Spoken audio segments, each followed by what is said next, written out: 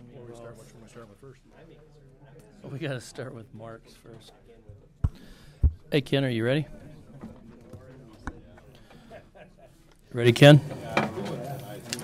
Okay, I'd like to call to order the September 27, 2016 Watertown Board of Adjustment meeting. Roll call, please. Hanson?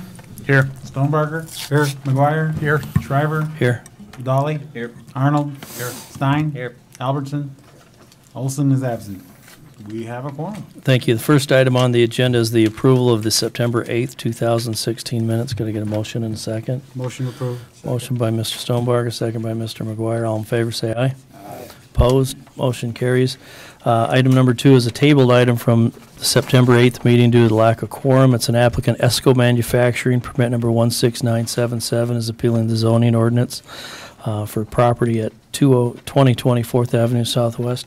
And as a note, Mr. Stein will recuse himself of this. Is that correct, Mark? Yes. Go ahead, Ken.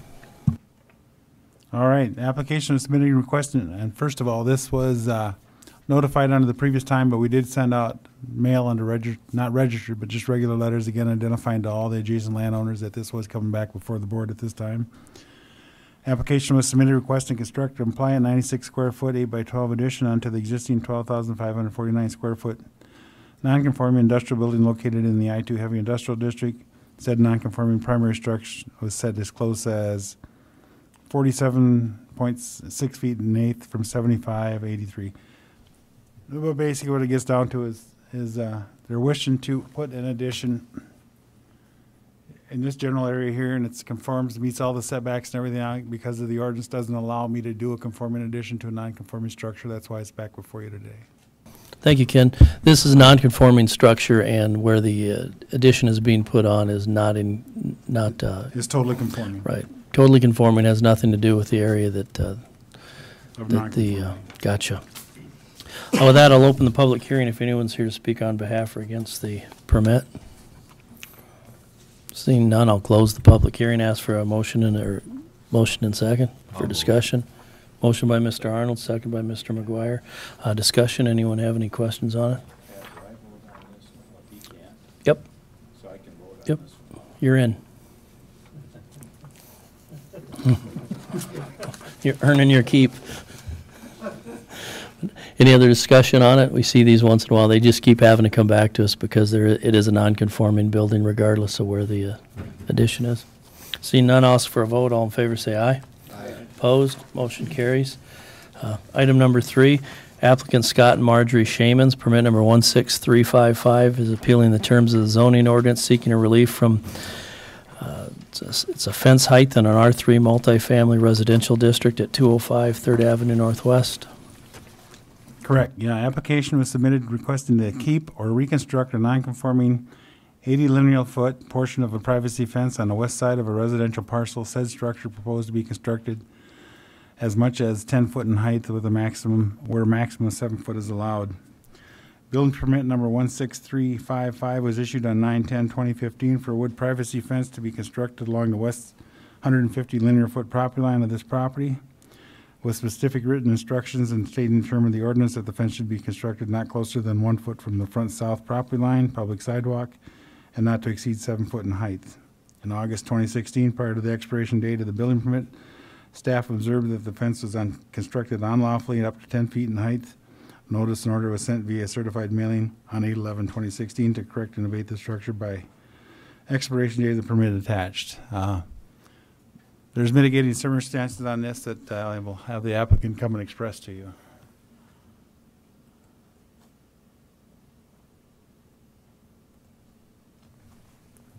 Thank you. With that, I'll open the public hearing if anyone's here to speak on behalf or against the variance.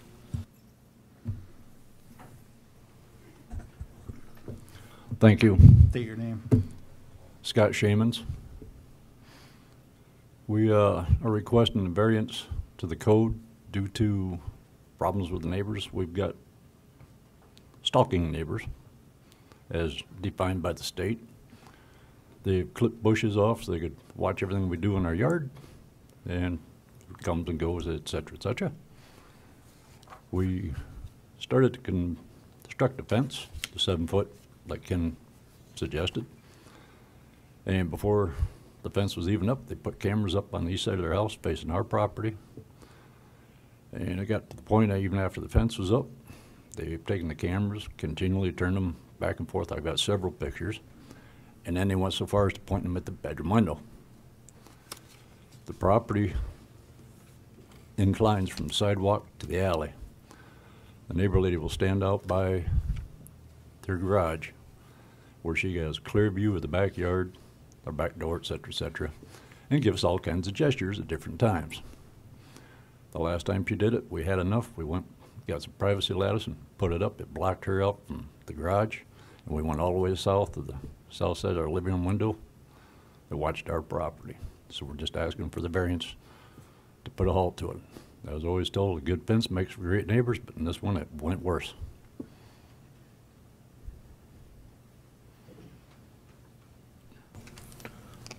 Thank you. Ken, you got any pictures of the fence? You do?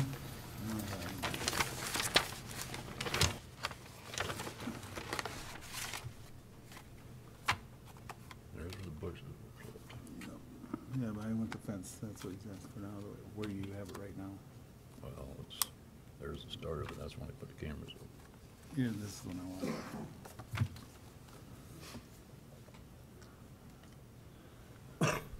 So he had the original 7-foot fence, and then he added the lattice work. If it is granted, he doesn't propose to leave it like this. He will rebuild it, all of the same material. He'll step it up and step it down at the ends, but then at the highest point along the center point will be basically 10 feet, so.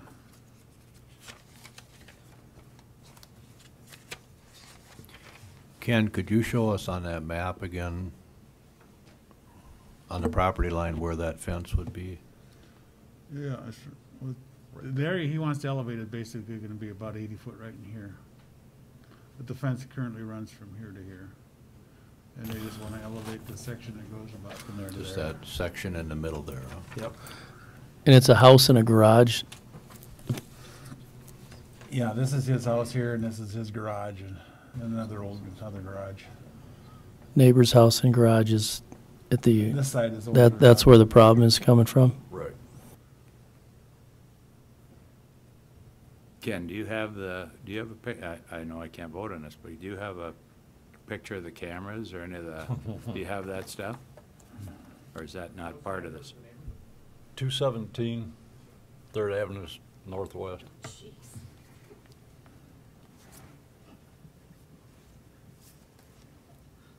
And you visited with the police, and there's nothing you can do if someone wants to point a camera at your house They and must record have- everything they want? They must have 30 reports, and nothing's ever come of it.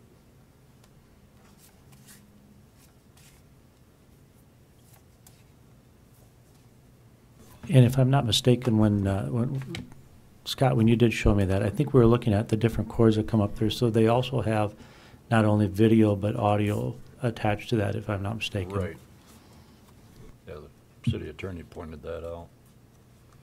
And you've talked to the police department, they said the best thing you can do is raise the level of your fence. I will step in on that also, and I did talk to the police department, and they recommend for this situation to see the fence raised. Anyone else to speak in the open? Seeing none, I'll close it, ask for a motion and a second for discussion. Make a motion to approve. Motion by Mr. Stonebarger, second by Mr. Dolly. Any other discussion? Looks like he's done everything he possibly can to have some form of privacy, and if the police department recommends this, I think we're okay to move forward with it. Anything else? All in favor, say aye. Aye. Opposed? Motion carries. And that was, Ken, you'll supervise that, the stair stepping of it, so it has some decent look to it.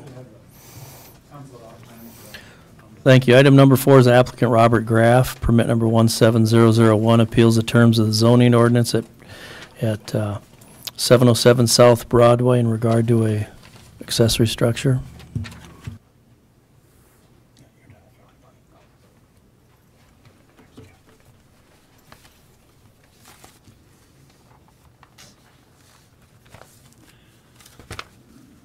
Yes, Application was submitted requesting to enlarge a 1,008 square foot, 28 by 36 non-conforming pole building which exists for a substandard parcel located in the C3 Highway Commercial District. Said existing non-conforming structure currently sets as close as 14 feet from the side north property line where 20 foot is required, 5 foot from the rear west property line where 10 foot is required, on a 12,382.5 square foot parcel where a minimum of 20,000 square foot was required. The non-conforming 1,400 square foot addition is proposed to be constructed 14 feet in line from the north side of the property line where a minimum of 20 is required. In 2002, a building permit 9728 was issued to Robert Graff by the building official for 1,008 square foot. And it's the existing garage that's in the back there right now is what we're talking about. Accessory storage structure to a commercial property located in the C3 district to be constructed 14 feet from the property line to the north, which is 20 feet, and 10 foot from the rear, which is 10 feet. When constructed, the building did end up being 5 feet off instead of the 10, but it is positioned there by variance and Board of Adjustment action at that time. Again, he's requesting to just go in line with the existing building and move it over again.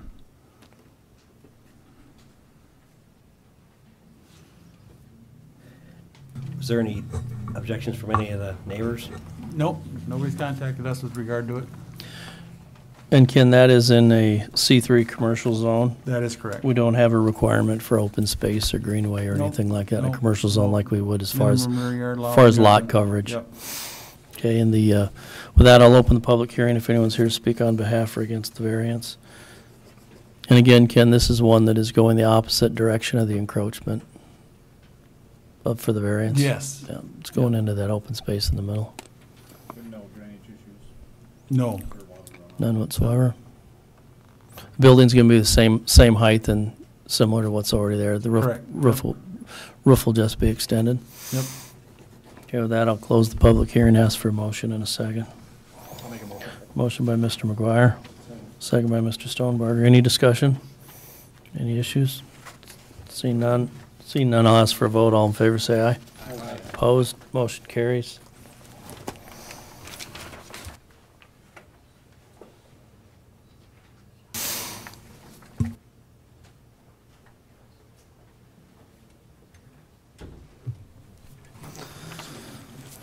Item number 5, Craig and Cindy Christensen, permit number 170003, seeking a conditional use for the reposition of a boathouse located at 430 South Lake Drive. Would you object if I switch 4 and 5 around? Anyone have a problem with that? Okay, we'll skip 5 and, you mean 6. You want to do 6. Yes, Item number 6, applicant Justin and Chantel Hart, permit number 17002, are appealing the zoning ordinance for a non-conforming garage at 720 First Avenue Northwest. Yes, application was submitted requesting to construct a non-conforming 864 square foot unattached garage on a 7,200 square foot parcel. Said structure proposed to be constructed 18 feet from the front north property line where 25 foot is required. Currently, this platted lot located in the R2A single-family attached residential district consists of a non-conforming Sierra 1918 primary structure, single-family dwelling, and a non-conforming 400 square foot 20 by 20 unattached garage. There is sufficient buildable area on the parcel to construct a compliant accessory structure, 22 feet wide deep and 42 foot wide, the north setback. What the want to do is they wanted to take out the existing current building here, which is currently too close to the alley and too close to this lot line, make it 24 feet deep so they got deep enough to put a vehicle or garage in it. It'll go 6 foot off of this line, 6 foot off that line, which is the current ordinances that are required, and it's proposed to be 24 feet deep, which would put it 18 foot off the property line. So Ken, taking a step back there at virtually zero on one lot line, they'll be at 6 feet on that. It's Roughly. I think it's about 2 or 3 feet that was on that existing But it'll be line. further from the alley, Right. and it will be further from their neighbors. And it was 4 foot off the neighbor's land before, and now it'll go 6 foot, so it's. So we're okay on that side. Yeah, no, those. And we're those okay are on both the good. alley. They're getting this back.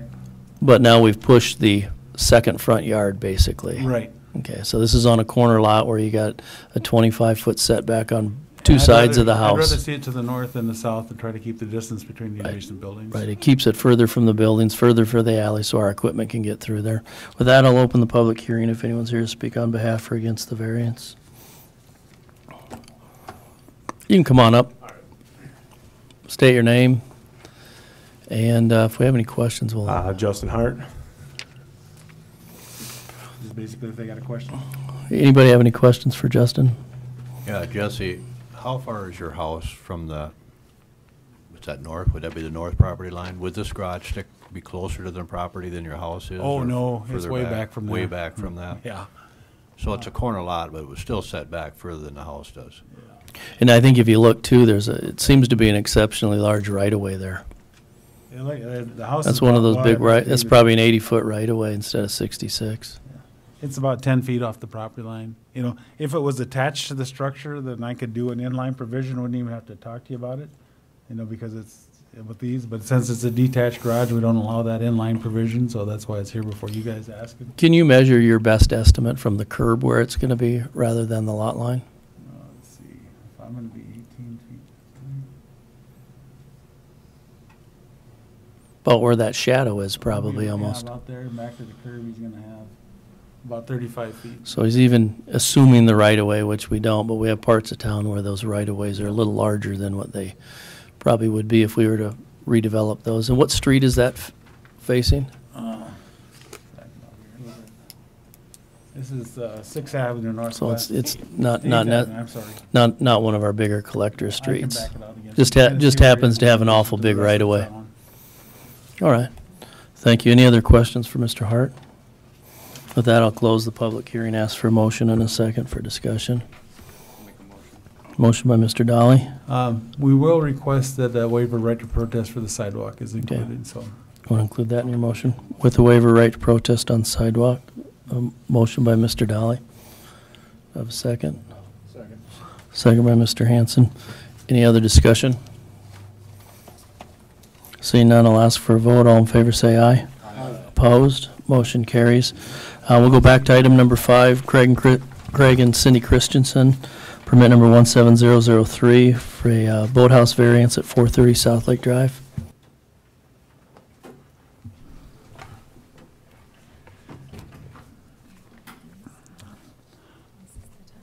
Oh, sure. You can sit down here if you want. Application was submitted requesting a oh, let me go where I'm at here, I'm sorry. Boathouse.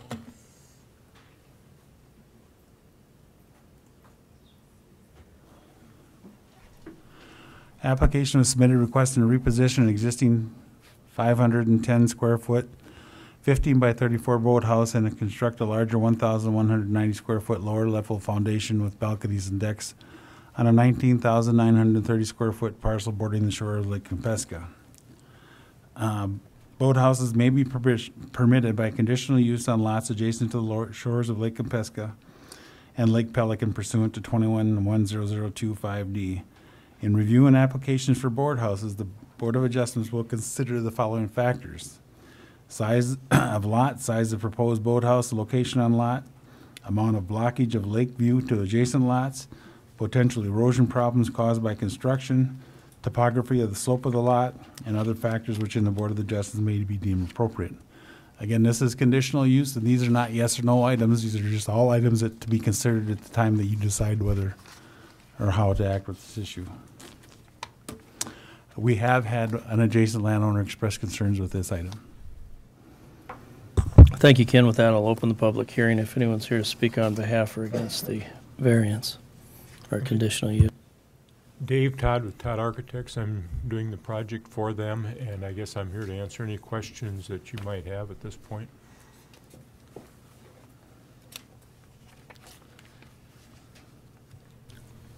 How much higher is the new boathouse going to be than the old one? Okay, Ken, do you have the drawings on here? Yeah. Or can you bring up that section where it compares the new and the old? And while you're doing that, Dave, can you kind of show us exactly where it's going to be?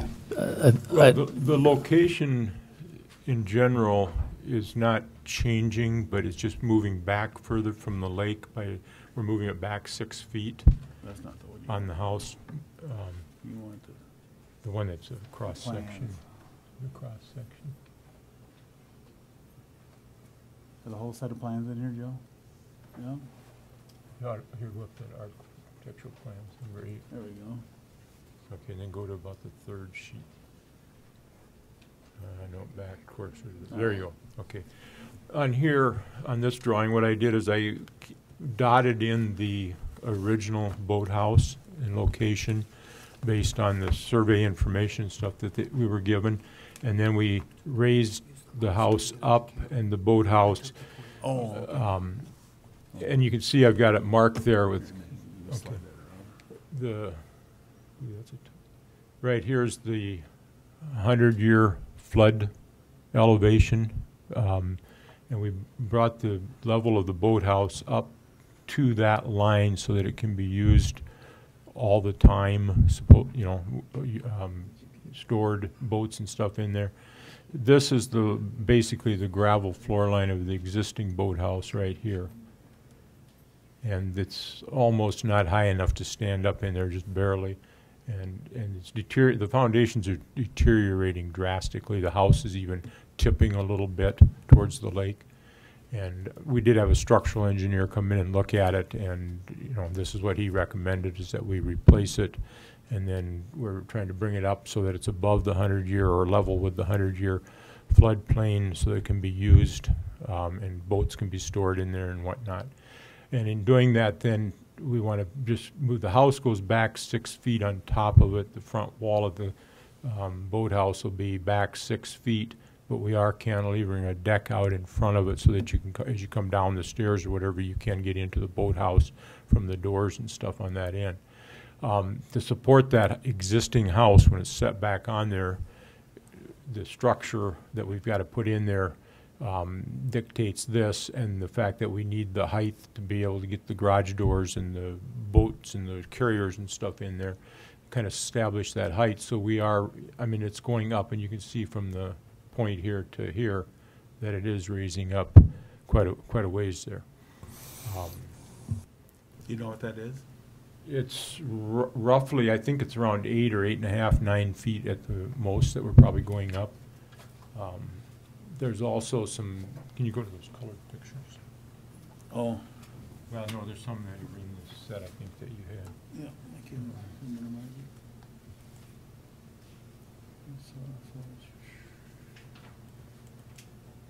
Them or no? Yeah, no, those right there. Those the ones you Yeah, want? that one, that first one will be fine. I'll get a double click here. It's now. Okay. This, and you can kind of see, I tried to sketch approximately over the photograph. The contractor tried to measure up and locate the approximate level where the new roof would be when we move it back and up. And I tried to draw it in there. It's kind of faint, but you can kind of see where the difference based on a photograph from the back of the house, kind of where that roof would be when we bring it back up. That's assuming it's right there, but it's actually going to come back this way a little bit. It's actually going too. to come a little bit also to the northeast. If we can we go back to that architectural plans and that. Okay, go back to sheet 1. No, yeah. Okay, here's the site plan, and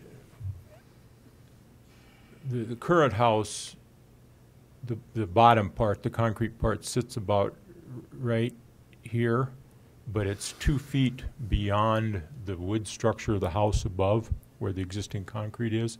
So we're actually shifting the whole house this way 2 feet to line it right up with the edge of where the current structure is underneath of it. And So you're actually bringing it back toward the main house, and I would say yes, it's coming back to the right. Yep, to the right and back towards the main house. And it also, the underneath part actually will go into the hill a little bit further because we're keeping the boathouse on the bottom level basically the same dimensions as the original, except we are squaring off this corner here where there was a notch in it before. I don't know if any of you have ever been out there and seen it or not, but there was kind of a the stall that was furthest this way was actually not as deep as the ones that were over on this side. And we're just squaring it off underground so that it's a little bit bigger boathouse under there. And again, we brought the wall on this side right in line with the house. Again, part of that's structural to carry it on that concrete slab to carry the house up there. So we're actually a couple feet narrower on the boathouse down below so that it matches the house, and we've shifted the whole thing kind of to the right a couple feet. And then the plan is, based on the old pictures when they restore it, is to put a stairway back on this end of the house coming down to that boat garage level. There's some old pictures in here. I'll let you get it back to this. So the existing boathouse is going to be refurbished, or? Well, the house itself up above, the idea is to restore that and keep it. The wood frame house, but the old concrete. This one here. Yeah, that's it right So there. you're going to retain this boathouse, just. The wood structure on top, but the concrete that's under there is so deteriorated that they recommend we don't even try to fix it. It just replace it structurally, because it's got big cracks in it between the house and the back part of it, and you can see where it's moving, where the house is shifting a little What bit. year was this structure built? Could you have an idea? I think Craig, did you say 1940? 1940. 1940 or right in that era is when it was built. And I don't know what year that picture is, but obviously it's, it's fairly close to it, but you can see the stairway here on the edge, and then that stairway back in the background here that comes down from the main house, which is going to get rebuilt too as we come down that hill. But you can see, the concrete is really deteriorated. There's no footings under it. It's moving and settling and shifting over the number of years that it's been there. And so the idea is to keep the house, restore it, which is what Craig and Cindy want to do, and then make the boathouse usable underneath of it so that they can actually keep their boats in it. And Dave, is it being raised the minimum amount it can be raised to stay within the base flood elevation? Yes. Yep. It's the minimum amount, no The more. minimum amount, we're right at the flood, the 100-year level with the boathouse, and then the rest of it's dictated by what we need for structure to build it. Dave, I'm just wondering, the pitch of the roof on the top one looks like it's a kind of a high pitch, but on the picture down below, I guess my question is, is there a possibility, and I don't know this because I haven't talked to you and I didn't think to ask Christensen, but is there a chance to change the pitch of the roof on that house to accomplish two things? They would get this, but it wouldn't be quite so high, and is that an option? Not really. Not with historic preservation and trying to preserve it as it exists, but get it back to where it's level and the floors are flat and basically keep it there as it is or as it was originally built is the idea. And that's, so no, there's not an option to lower the roof.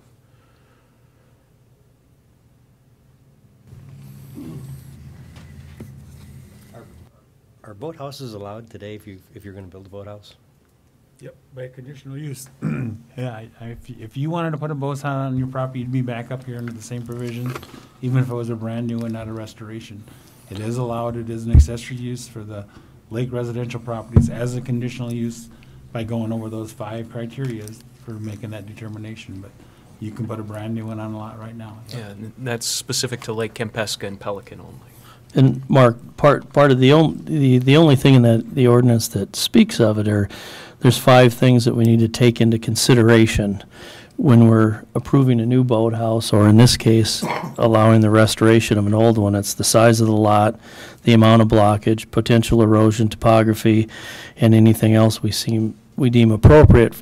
For us, in our standpoint, the number one, the size of the lot and the proposed boathouse, it's already existing, so we don't have any say in that. The amount of blockage is what's concerned the neighbors in this case.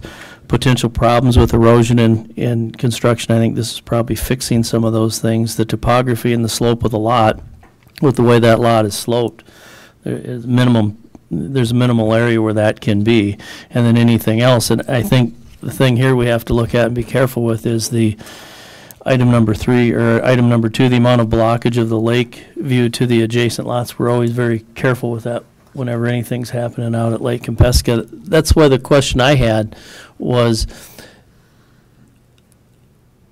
we're improving the blockage when it comes this way and when it goes that, when we move the house, the movement of the house laterally, front to back, left to right, that's probably helping the blockage from the left side. It's when we raise that roof up that we're enhancing the blockage or making that blockage worse. Do you have any diagrams or anything showing the improvements in the view as the house moves away from the neighbors versus the blockage from when we raise it from the neighbor's side? You follow me on that, Yeah, kinda? I think I know what you're saying. I don't have anything from the adjacent property. I guess, we've always been working within this property and that type of thing. And all the photos that I have that I tried to doctor up, and when Crestone Builders went out there and pushed that cone up there for us so that, Craig and Cindy could kind of see where that roof line was going to be. And then you can't be 100% accurate sketching on a photograph, but I tried to kind of show what it was going to be and where that roof line would be on that earlier picture that I had up there. But I don't have anything that comes from the other side. When you chose to move the house laterally from left to right, what was the decision in how far to go? Can it go 6 feet over instead of 2 feet over? What's the background on that? I guess my reasoning for moving it where we did is because that's where the right-hand side existing boathouse wall was, or the east or the northeast wall, and we lined it up with that and let it come in from the other side so that we had a little more room to do the stairway and still not, be on the neighboring property. Can it go further? I guess that's, if we went a couple more feet, I guess it wouldn't be that big of an issue. You see that tree in front of that? How high, or how, that tree's gonna be gone? It is gone already. It's already gone? Okay. Yeah. So that was probably obstructing some view out there. I would say yes. So that's probably an improvement. Is that structure gonna be lower than that tree? And Yeah, you look- can see the cone on there. Yeah, you can see the cone. Right-hand side there. Right? Right here's the cone. Okay, I see it now. So, the roof line is, So in on- this particular view, the roof line would be, a line straight across about right there. Is that cone in line with where the house is going to be, roughly? Um, Will the house be on the open side of that, the opposite side of that cone? Joe, when you guys put that cone up, did you put it back 6 feet, back 6 feet? From the center of the house, if you look at the top left cone, you can kind of see it's not lined up through the center. Okay. And so you kind of line it up 6 foot back. Okay, so that would be where the ridge line of the new roof, or very close to it. So it shows vertical, but it doesn't show horizontal move either. It's still moving 4 foot from where the cone is. It's going to move 4 foot. 4 foot away from the edge of the house because it's actually screwed into the house. Oh, so that pole is in the house. So that side of the house will be 4 foot further, what would you say, that's east? Yeah, it'd be northeast, east to northeast. Let's see if anyone else is here to speak on behalf or against it, and then stay close there, Dave. I have one more question quick, David. Okay. With respect to where the new location of the boathouse will be, if I'm understanding it correctly, the way that's going to be repositioned, as far as viewing and visibility or potential blockage of the view of the lake, won't it affect the Christensen view as much or more than any of the neighbors, the way that this is going to be positioned? Yes. Yep.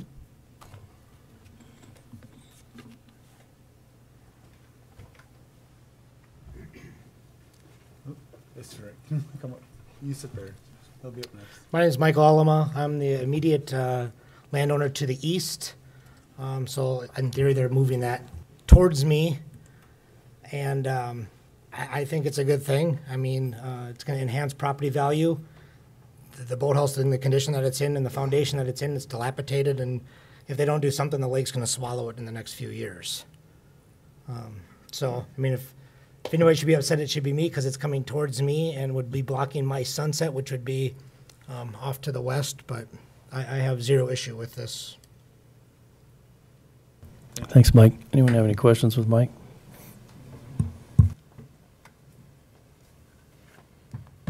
Jason Leonard's my wife, Stephanie. We're the property owners on the west side. And first of all, we are not against the restoration of this boathouse. Obviously, our concerns are the view from our home and our perspective from each window from our house, and also from patios and from our yard. One of the things is, I mean, also a privacy thing, but the increased elevation and moving closer to the house, I mean, we don't necessarily see that. Do you want me to show that? The elevation, You enough to hand up? the elevation definitely is an issue for us. And the one thing, unless you've been out to the properties, our house sits back and quite a bit lower elevation-wise than the Christensen's house. So I understand what you're saying near the point about it, you know, if anything, it might bother the Christensen's view, but keep in mind, our house sits quite a bit lower. I don't know the exact, you know, elevation difference, but that's a big, quite a difference from our house to where their house sits up on a hill. And again, we're supportive of restoration. We knew that the foundation was going to have to be fixed. We've seen it. We've lived out there for over 3 years now. We were not notified and had no idea of an elevation change, so, you know, I guess as we look around the lake, and I know that there's other boathouses around the lake and so forth, and do you want to speak as far as another property that? Well, I think part of our concern too is there was the diagram, this one was shown, as far as what the height variance, and you guys asked the height increase, which is supposed to be 8 to 9 feet higher, according to this. But when you look at where that pole is, it's not 8 to 9 feet higher. So we're going according to a pole that's been placed there, but according to this, it's saying that it's going to be 8 to 9 feet higher than the current pitch. And if you look at where the cone is, it's not 8 to 9 feet higher. It looks about 5 to 6 feet higher. So that's a concern of ours. I took pictures, which I've given to you guys up there. These are our copies of the views from our home. And we do sit, like Jay said, back further. And so, again, we're very for a restoration project. We knew the prior owners. We knew that the boathouse is tipping forward. It's been a concern of ours, and Craig and Cindy had told us all along they hoped to help be able to restore this. But we feel as though we're talking about two different issues. We're talking about a restoration project that would restore the current boathouse where the foundation is failing.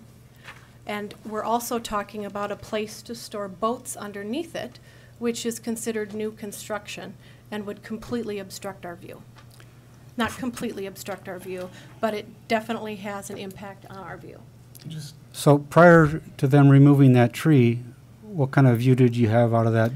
That's hard. The day we found out about it, the day is the day the tree came down. So I don't have any prior pictures. So the tree obstructed your view. But I also. would consider a tree something organic. It moves in the wintertime. You can see right through it. In the summertime, you have beautiful blossoms. It's not a hard, concrete obstruction. A tree is something that can come down and can go back up again. They might plant a row of trees, and we can't control that, but that is an organic, something pretty to look at. If you raise this up, we're going to look at a roof and boards. Where I've colored in, right where that pink is, we constructed a patio down low prior to people moving in next door, when the prior owners were there, so that we can sit close to the lake and view kids swimming and view sunsets and what's going on. And we have privacy there because the neighboring land goes up, and so they kind of have their own area. Our neighbors further to the west have their private area, so we kind of have privacy along there. And so if this gets moved up, according to how I've measured where the top of the roof is and the proposed height change, I just did a measurement like this and raised to where that window would come up to, that would be sitting basically level, and you have to understand that boathouse is going to come closer to us. So then we're experiencing a change in privacy and a change in our view.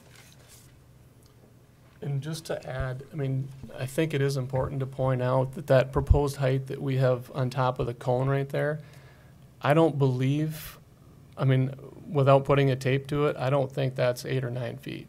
Higher. Right. I mean, I think that is representing a lower level than what it actually is proposed to be.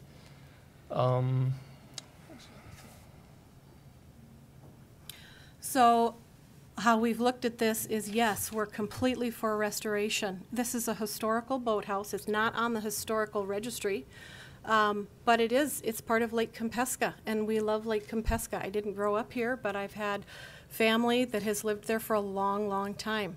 So we don't want to see that boathouse fall in the water. We are all for a new foundation for that. But that would be the restoration project to save that boathouse, is the new foundation. What's getting proposed here. Are these trees still there, or are they removed? Are they're they on gone. your property or their property? This one's gone. Oh, no, those are ours. Those are our two trees. Oh, I'm sorry, yeah, that's from our view, so Okay. those are ours. Those are ours. May I ask, Matt, ask a question about the picture of the view from the dining room? Dining room? All right. So a minute ago, you said that the boathouse is going to be moved closer to you.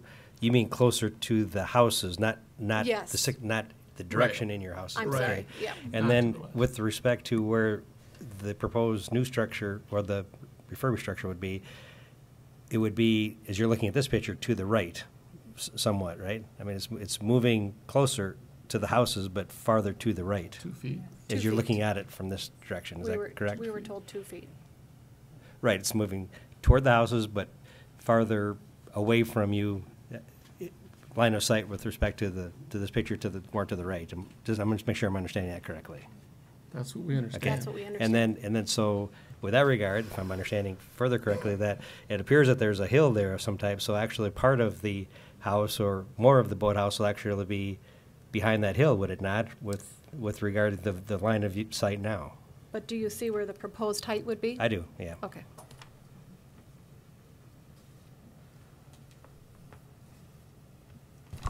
Thank you. Any other questions for I the had Leonards? contacted other people around the lake, knowing that they had wanted to make changes to their existing boathouses, and they were told strictly that they could not have any height variance. They couldn't pitch a roof if it wasn't pitched before. They couldn't raise it higher. It had to be exactly the same way. Well, that hasn't happened in the last 12 years since I've been here. It happened 3 years ago. So it was Kim and Mike Venner, and I talked to them yesterday, and they said I can use their names. So they live on the north side of the lake. They could not change the height of their boathouse.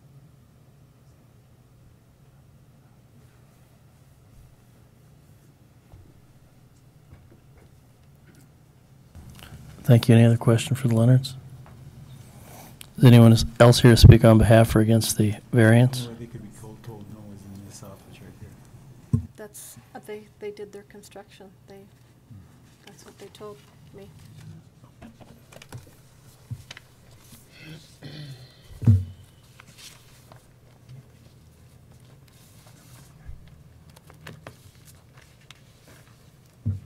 Hi there. I'm Tara Forsberg Jacobson, and I'm a third-generation business owner of Concrete Dakota Ready Mix and a third-generation Lake Kempeska resident. I was asked earlier this week to advise on the Christensen's restoration project of their historic boathouse. After viewing the project, I took the time to look at it 3 different ways. The first, professionally. In my business, I sell concrete that is used to establish foundations. This is actually the second time that I've professionally looked at this project. The first time was with the previous owners. After reviewing all the documents, I was really pleased to see that the Christensens had been advised to do this restoration correctly, in my opinion, creating a new foundation with more stable elevations. Secondly, I viewed this project from a personal view. We as Watertown residents and business owners have an amazing gift in our beautiful Lake Kempeska. Last year, I was so honored to be able to build a house on our Great Lake and on a very historical spot. I took it very serious. I even met with my building team and told them of the honor that we felt in this project, and that I wanted to build a home that will go into the future as one of the few iconic Lake Kempeska homes. I think that the Christensen home and this boathouse is another treasure. And finally, I looked at the Christensen project using my own heritage. As I stated earlier, I'm a third-generation Watertown business owner and Lake Kempeska resident. I take huge pride in that honor. My mother's parents, Tom and Audrey Jordan, actually lived next door to this house in the 60s. And my grandfather was a Century boat dealer. And these old boathouses were used to house the boats that he sold. Actually, when you mentioned that it had bumped out, I heard the story today that it was one of the boats of his that made that bump out go deeper. So next door to the Jordans, my father's parents, Fremont and Lila Forsberg, built their empty nest home after my dad and uncle left for college. And my parents just so happened to meet at a neighborhood party there. So you can see that this historic restoration of this Lake Kempeska treasure is really thrilling to me to be involved in. And I hope you'll consider it. Thank you. Roger Foote also wanted his read into the record. Will you read that for me? Sure. September 21st, 2016, reference shoreline at 430 South Lake Drive. Greetings. On the 21st of September, we were asked to inspect and make recommendations regarding the shoreline and boathouse restoration project at 430 South Lake Drive. On initial inspection, it appears that the existing footings are suffering from erosion of the base materials, causing them to move, which in turn encourages structural damage to the stem walls and the structure above. We have discovered no feasible method to reserve the erosion without removing and replacing the existing footings with proper scour guard in place. The plan presented by Todd Architects appears to be a reasonable method of moving the structures behind the ordinary high water mark and above the 100-year flood plain and protecting the lake from further erosion in this location. Our recommendation is to approve the project with addition of a scour guard to protect the new footings. This can also be addressed with the application for a floodplain development permit when a application for a floodplain development permit is made. Sincerely, Roger Foote, Project Coordinator, Upper Sioux Big River Watershed Project. Thank you. I'm Sarah Karen, Assistant City Engineer, and I just wanted to clarify the floodplain regulations in case it makes a difference on your decision. First of all, this can't be rebuilt in its current configuration in compliance with the floodplain regulations. It must be elevated. The bottom part of it, I want to put that on there. The lower part where the boats will be stored, that part does not need to be elevated, but the house part above it does need to be elevated so that the foundation upon which it rests is at an elevation 1 foot above the base flood elevation. So that would be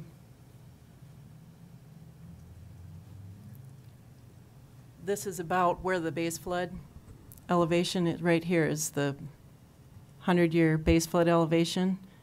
The top of this foundation has to be at least 1 foot above this. So this has to be elevated at least to this point to be compliant with the floodplain regulations.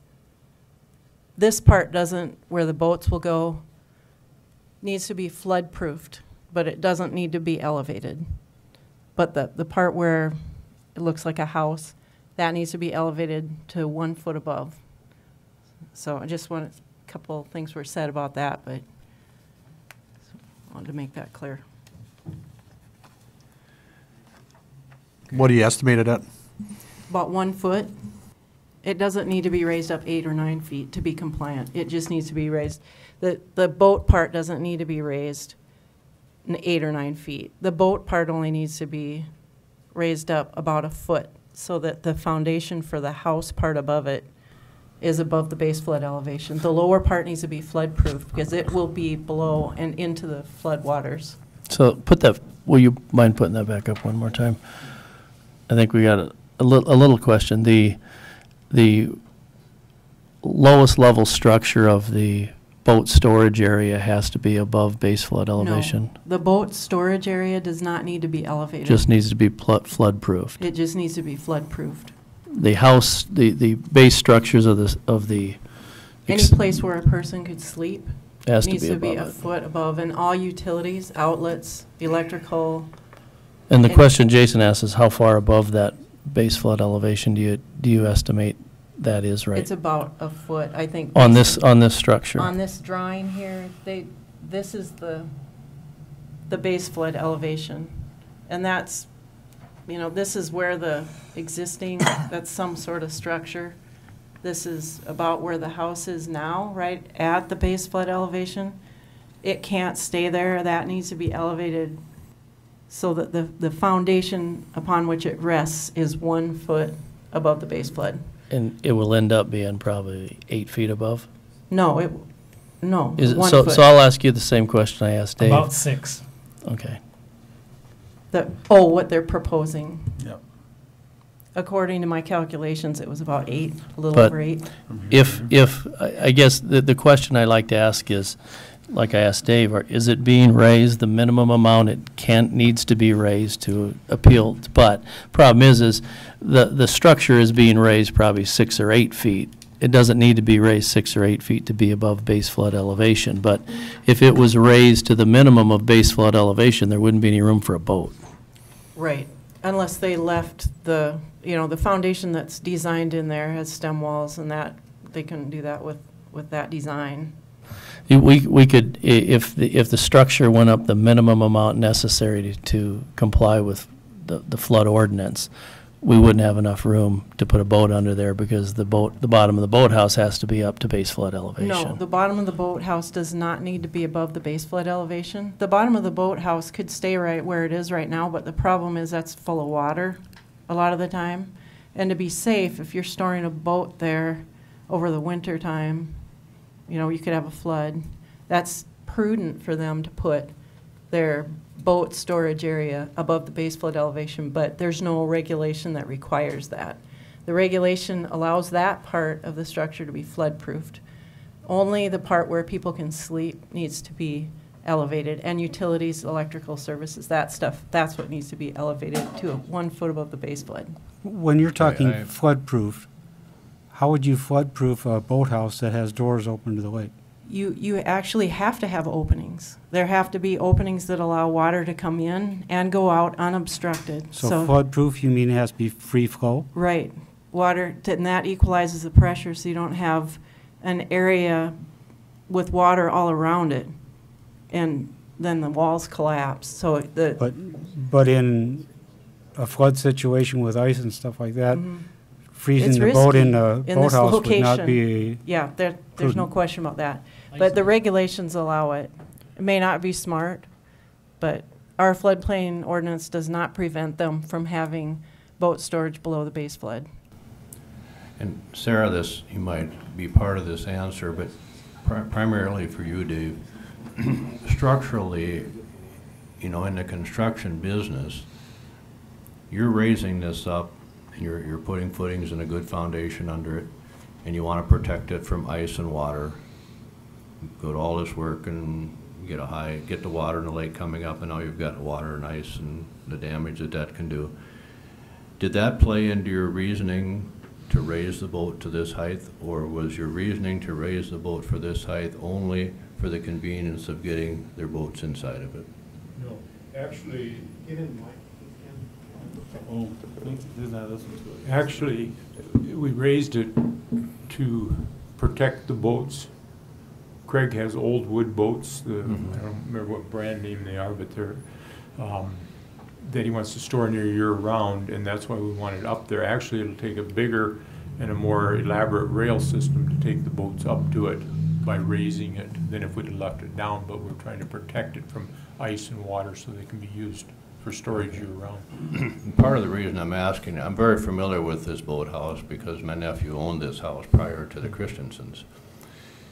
And I know when the lake was high, that boathouse and that foundation took a real beating and deteriorated a lot more than it did when they purchased it. It was a lot worse when they sold it than when they purchased it, because I've looked at that boathouse 2 times during the period that they lived there. That was caused from water and ice. Who knows which one, but. So that's my question, you know, if you were gonna recommend somebody build a boathouse, would you recommend that they build it at a lower level, or would you recommend that a brand new boathouse, or at the level you're recommending they do it now? I would recommend. Not for convenience, but structurally. No, I would, for structural and long-term life of the boathouse, I would recommend they bring it up to at least the floodplain or higher. Okay.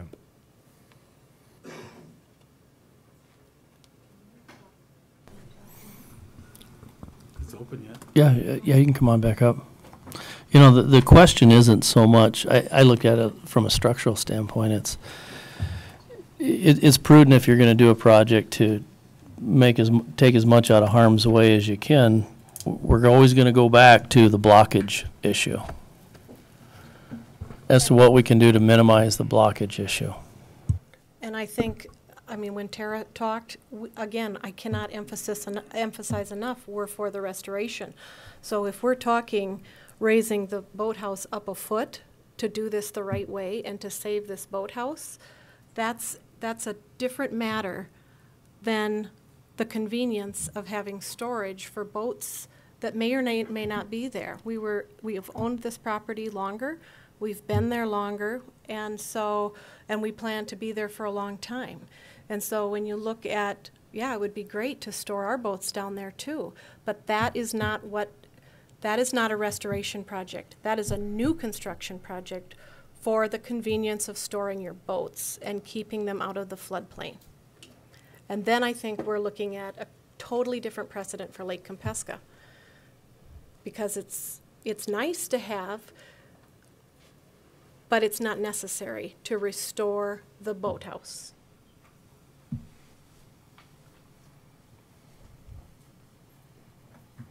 Thank you. Any other questions? Anyone else to speak in the open? Dave? I've got a question maybe before the Leonards sit down. I know one thing you brought up earlier was the privacy from your lower deck. Could a fence be erected on that property line right there? And I was over to your house today, so I looked at it from your perspective too. Where you sit on that lower patio to where those windows would be. I mean, you have 2 issues. One's the height, one's the privacy. And when I left today, you'd like to have both parties leave being happy with this, and sometimes that's not possible. But that might solve something if you had a privacy fence to at least block those windows. And as far as the Christians are concerned, a thought, I'm just going to share something with you, a thought that we talked about this morning was, or this afternoon, whenever it was, since the building is coming back that 6 feet, and I assume the wood structure of the building is coming back to 6 feet too with everything else, the whole, which moves those 2 windows back further into the yard. You might want to consider, to accommodate your neighbor, those south 2 windows, or at least 1 window on the west side, southwest corner, of eliminating maybe 1 window, because the only thing you're going to see out of that window anyway is looking out straight west into your neighbor's yard. You're not looking at the lake out of that window, so it might be a thought, just a suggestion that might help bring the parties a little closer. I guess one other comment in working with the Christiansons on this project over the last year, you know, they stress they want to preserve the boathouse very, very much so. And also, they want it to be usable in a place where they can keep their boats. Craig can go down there and work on them if he wants, that type of thing. So it's not just a temporary summer storage for the boats. It's where he wants to, or intends, I think, to keep them year-round and have them here at the lake for use whenever.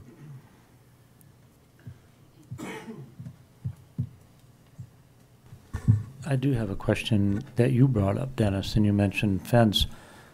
Kenny, my question is could actually the Christiansons build a fence along that whole side there? Would that not impede their view of the lake more so? Yeah, they could actually, either party could build a fence 7 foot tall all the way down the shoreline, and it would basically block the entire view of the boathouse, and entirely from the neighbor's point of view, so.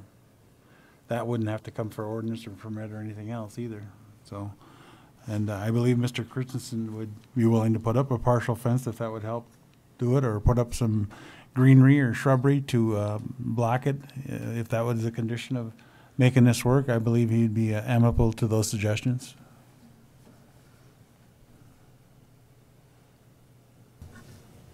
Jason has a question for you.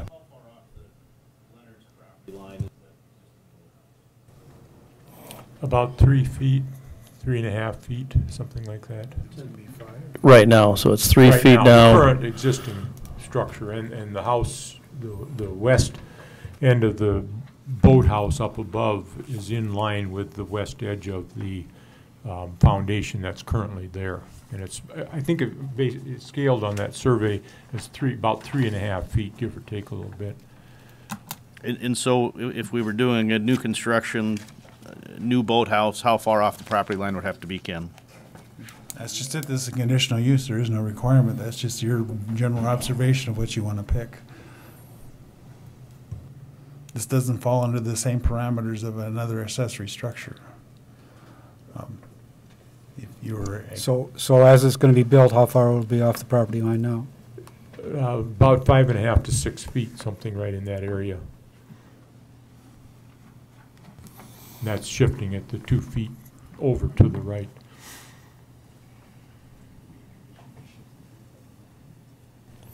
Can it go further, Dave, without great expense? Personally, I feel they could if they needed to, yeah.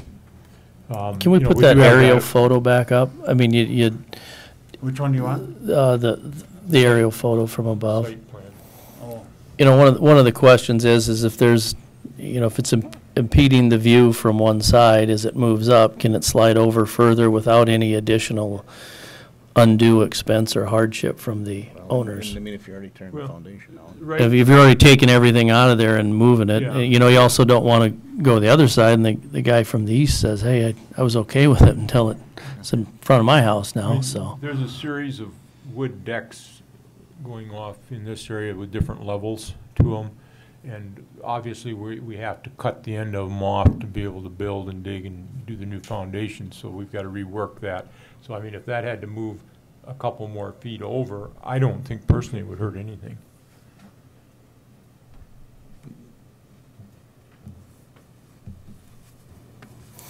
Anyone else to speak in the open before I close the public hearing? I'll close the public hearing. I'd like to do discussion before a motion in case that way we don't have to modify the motion, if that's okay. Board discussion before I ask for a motion. Thoughts?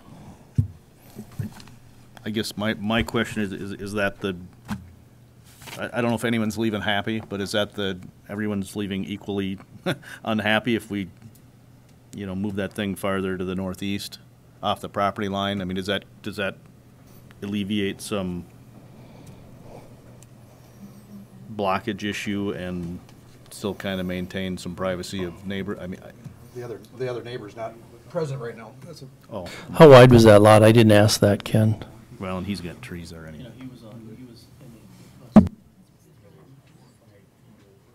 You know, the one thought is on that other side, on the east side, you're butting up against another boathouse on that side, and it's probably 100-foot lot. What was your question? What's the width of the lot? Of the lot of The the lake lot? applicant? Yeah. 99 feet. So he's roughly 100 feet, and he's tight on the west side, so there's significant amount of movement that could happen without bothering the neighbor.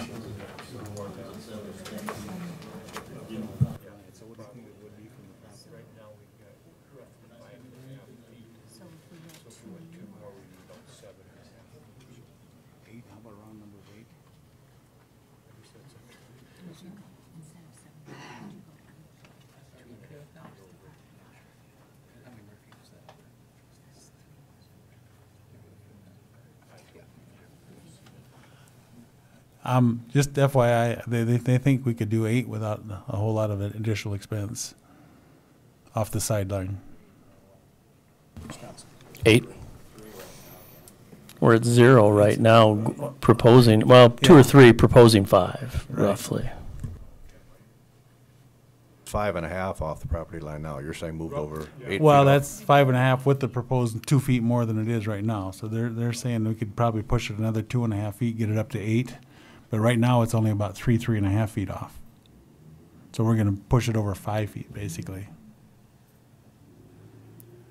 Is that gonna make any difference to you, to the Leonards? I've- Whether I've- it's- oh, whether to it's the 5 Leonards. feet or 8 feet? I mean, is that gonna, the objections that you have, is that gonna overcome them or help? It's not gonna overcome them, but it'll help. That'll tuck it more behind the mountain or the hill. I'm just asking the question. I mean, they're trying to be accommodating, but in trying to be accommodating, if it doesn't make any difference anyway, whether it's 5 feet or 8 feet. It's hard to see without the pictures. I'm sorry, what, pardon? It's hard to see without the pictures.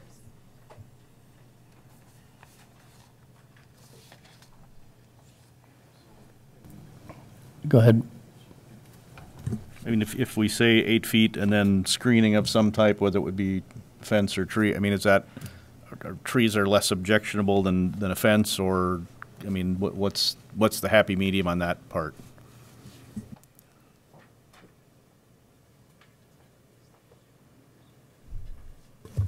I think more the window, that one window that's like Dennis mentioned earlier. Well, then you're messing with the originalness of the building and the historic thing of it. I'd rather see it screened or a shrub planted there than actually having to take out a window on a historic structure.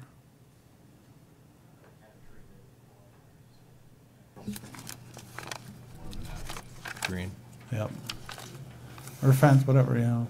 They're amicable to either suggestion. I just hate to see us historically. No, I wasn't proposing that. I'm just No, trying, I know. I'm was just trying throwing to it out find there maybe a for- little bit of middle of the road, which for I bouncing don't around, think. yep. Yeah. Craig speak? Yeah, absolutely. Well, no, I can't. No, I can't. No. Ask Craig a question so he can talk.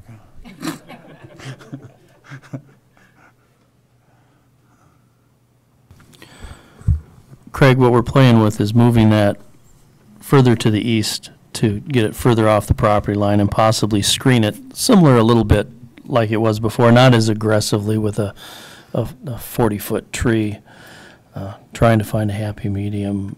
Your thoughts on the ability to do that?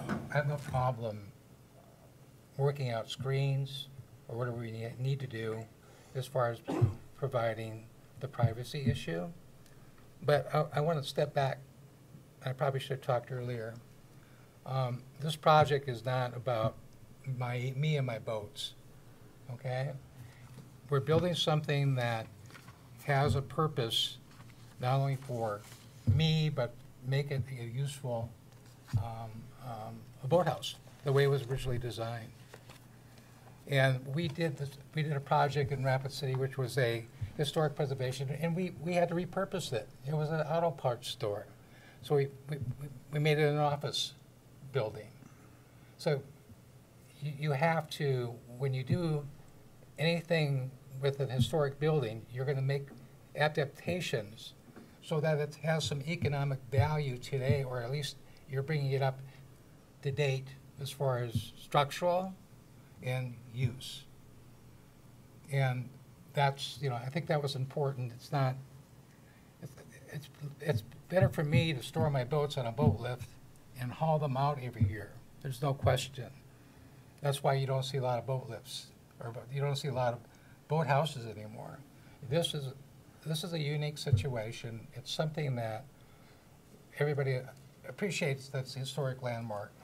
What I'm saying is we're going to take it, retain its historic significance, at the same time make it usable, and repurpose it. So that's I needed to say that. So okay, thank you. Thank you.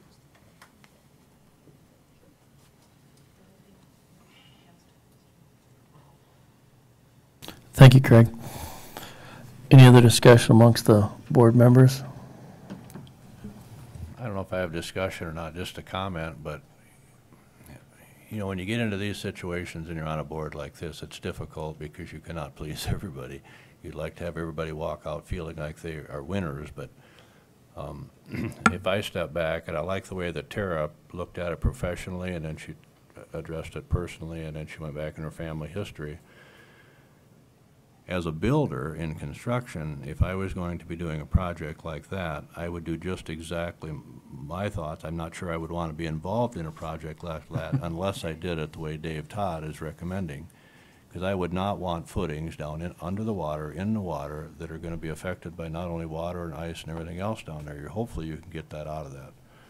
And going to put a lot of money into that boathouse, but yeah, hopefully it's standing there another 75 years for as long as it's already been there.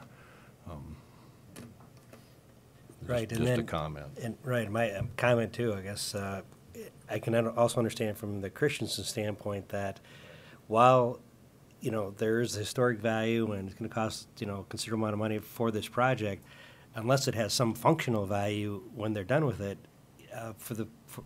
that is to say, with respect to just raising it the minimum amount to get above the floodplain versus making it functional, it would be hard to understand why they would do that. And then in that case, then you have a dilapidated boathouse that's going to end up, on the shore in Lake Compesca, which benefits no one at that point. It goes back to the flood of 97 and the change of that base flood elevation. We went from 1722 to 24, 3-4 feet. If Lake Compesca wasn't in the state it was today, if the lake levels would have stayed like they always had, you could reconstruct it as it was in the time when they did it. But, that base flood elevation comes back and haunts us all the way down Lake Compesca when somebody builds a new house and it's significantly higher than the cabin next door to it. We see it, and it's just something that's out there that we try to, like Dennis said, we try to make it where everybody leaves happy, but that doesn't always work. That's my thought.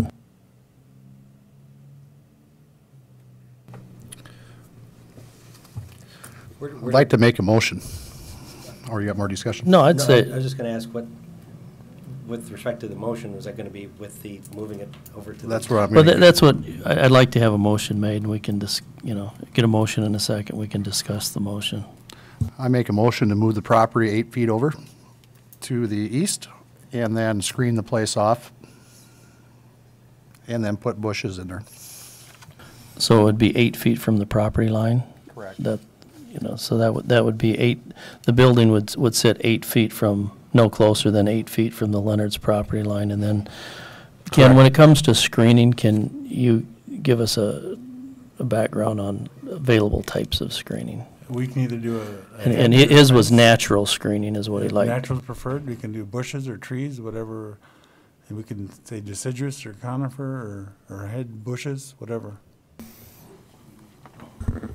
So we'll say natural screening, and you can handle it after that. Okay. I have a motion by Mr. McGuire, second by Mr. Stonebarger. Discussion?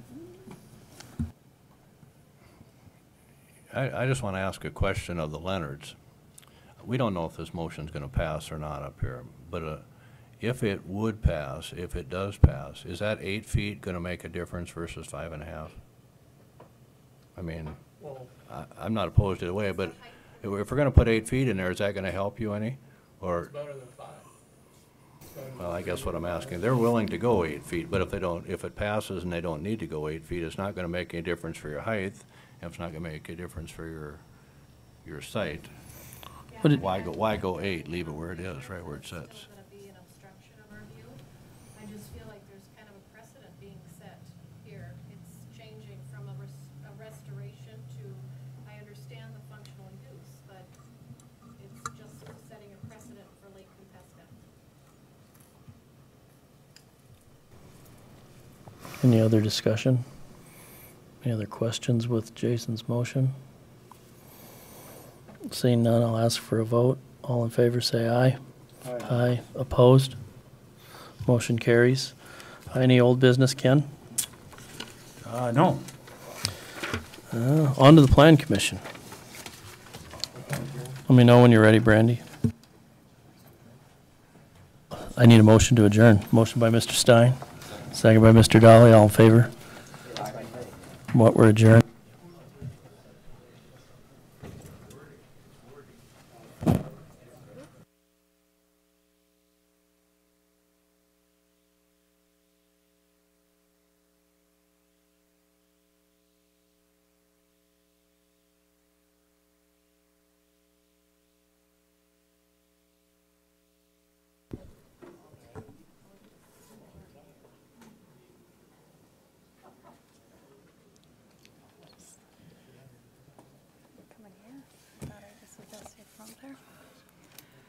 I'm ready when you are, Pat.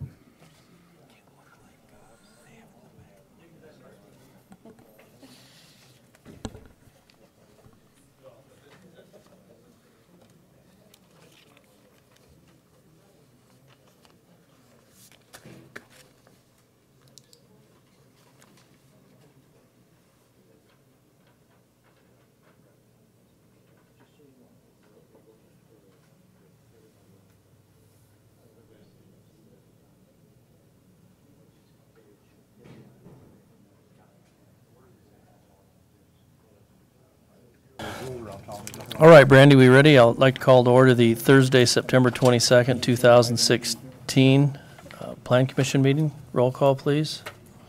Hanson. Here. Stoneberger. Here. McGuire. Here. Shriver. Here. Dolly. Here. Arnold. Here. Stein. Here.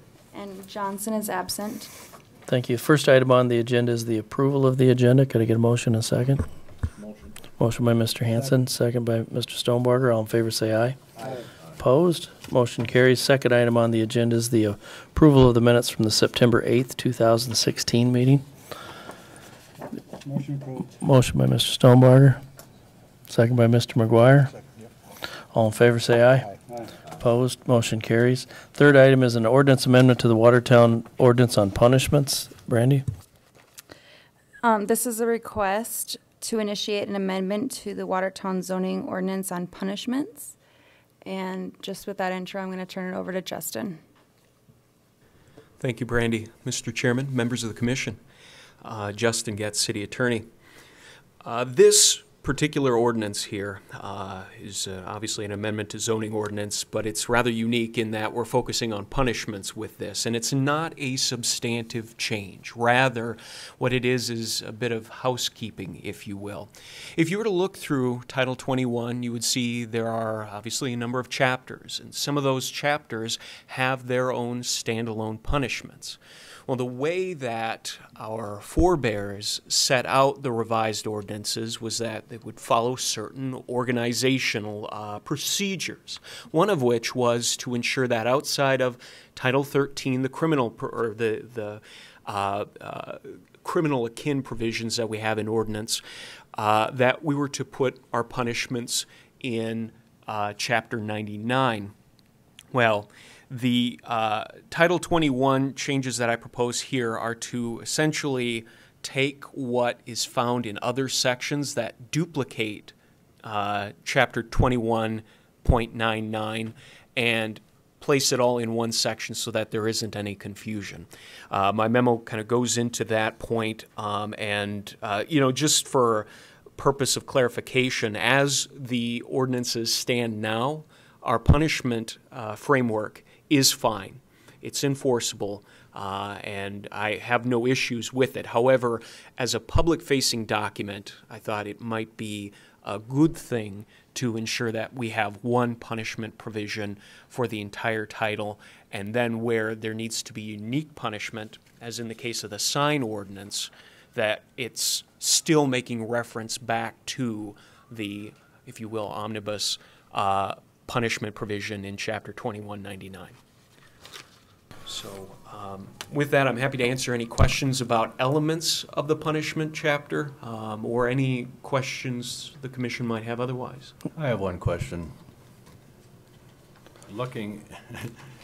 If you were going to be a recipient of this punishment, to me, in my mind, there is a big difference between 30 days in jail and a $200 fine. And it don't seem like those two equate. Sure. Well, it's interesting. It seems like it ought to be. I better open the public hearing in case anyone's here to speak on behalf or against the ordinance change. I'm just wondering where those two scenarios came from. Has it always been like that? It actually, I'll gladly give you $200 before I'll go 30 days in jail. Well, just for to point out, Mr. Arnold, generally these items are dealt with in municipal court at the courthouse, and I'm the prosecutor there. And in municipal court, we don't have jury trials, generally speaking. And when we don't have jury trials, the punishment, the incarceration punishment, is off the table. So effectively, these zoning ordinance violations are dealt with and punished out with fines not width. The reason why punishment factors in, the incarceration element factors in on paper, is we still have that authority in theory. But our ordinances can be enforced by state law up to the level of a Class 2 misdemeanor in terms of punishment. So a Class 2 misdemeanor's punishment is a maximum fine of $500 plus 30 days in jail maximum. So that's where you get the 30 days in jail. It reflects that amount there. But we haven't changed the amount of fine, maximum fine, to match what is permitted maximum by the state to us. So, that's obviously something that if the commission felt strongly about, as in, would want to see higher punishments in terms of fines, it can go up to $500. Okay, well, with that, I'll close the public hearing. Oh, did you need to talk, Luke? Never mind, I'll leave it open. I thought you'd appreciate story time with Luke Muller from the 1st District. I use the only example I can come up with between 30-plus years between Todd and I combined. Our experience in these places, the only time I can think of is one that Todd references where an individual did wind up spending a weekend in the concrete hotel because he was sentenced to pay the fines and administrative fees, and he told the judge point blank he was not going to pay them. And so the judge said, well, fine, your jail time is not suspended, and you can serve 3 days in jail and pay the fines. Thank you. And so the point is, it is nice to have that as the final hammer, but it doesn't happen very often from my experience, for what it's worth. I'm not normally like this where I take the hard road, but in some of these things that we have to deal with, in today's time that we live in, the economy, $200 is not very much. And I know we want it to be a deterrent, so we don't have to deal with these kind of issues. That's my only thought. But it does say, it would hurt to raise the $200. It does say each day or separate day thereof is constitute a separate offense.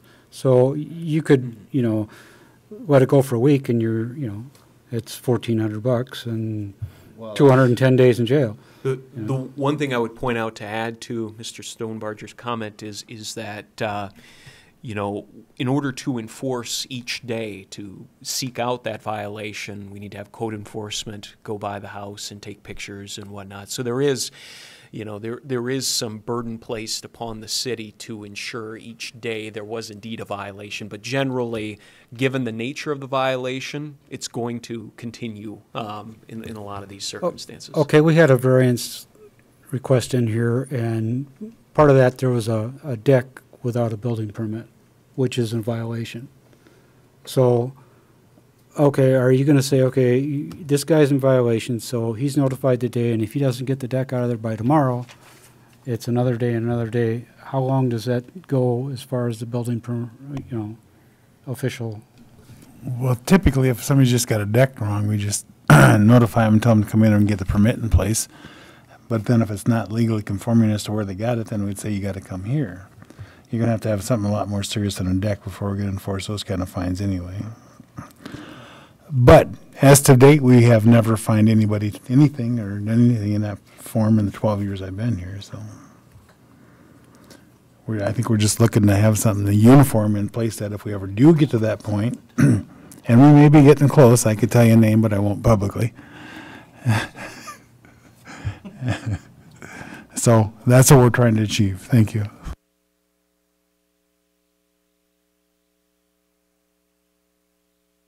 All right, thank you. Now I will cover the public hearing unless one of you two have something to say. All right, need a motion and a second. And the resolution is Resolution 216-30, motion by Mr. Dolly. Do I have a second? Second by Mr. Stonebarger. All in favor say aye. Aye. Opposed? Motion carries. Any new or old business? Executive session? We're good. Need a motion to adjourn. Motion by Mr. Stein. Second by Mr. Hanson. All in favor say aye. Aye. Opposed? Motion carries.